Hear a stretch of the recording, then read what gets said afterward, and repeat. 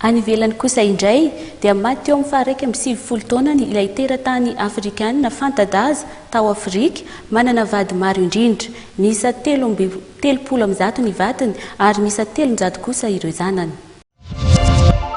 Izy no Asantosa Koko manana solonanarana hoe Mampidoza. Rariny raha atsona tahaka izany izy satria dia verina fa izy no voalohany ety Afrika amin'ny lehilahy manambady maro. Maty voaingany Koko teo amin'ny faha 1.7 taonany, nanana vady 30 sy zanaka 300 mahery.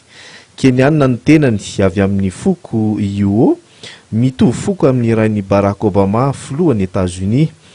Filoham-pirenena mainty voalohany tany Amerika. Raha ny fantatra dia tsy misy vehivavy matohitra azy fa dia manaiky azy avokoa, ka kevikely izy milaza hoe ohatry ny andremby tena mahasarika ny tenako. Kanefa dia efa 5-20 izy no sara-panambadiana, tsy tantiny izany hoe ny vadiny mampirafy.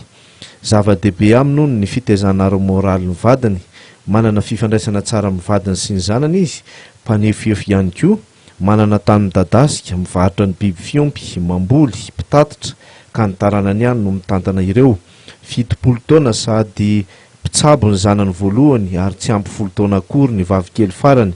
Izy ihany no manome anarana ireo zanany.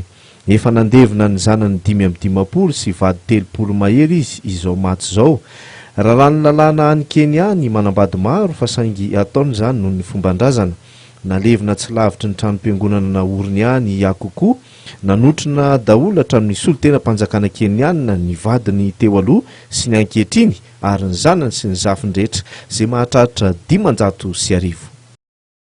Iny fanadihadiny iny tompoky lahy sy tompoky vavy no entintsika nakatonana ny fampahalalam-baovao tamin'ity alina ity ary manasa antsika hatrany hanaraka ny fandarana izay vokarin'ny fahitalavitra amin'ny TV ary manome fotoananao amin'ny manaraka indray. Jemima Daniel no nanolotra ny vaovao androany. Veloma tompoko.